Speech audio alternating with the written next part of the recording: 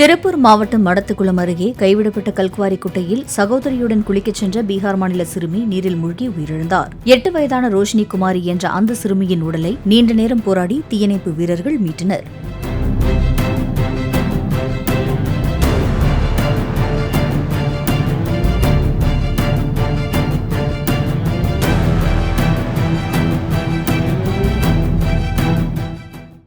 Play store மற்றும் app ஸ்டோரில் இருந்து பாலிமர் செயலியை QR கோடு மூலம் பதிவிறக்கம் செய்யுங்கள். செய்திகளை உடனுக்குடன் பெறுங்கள்.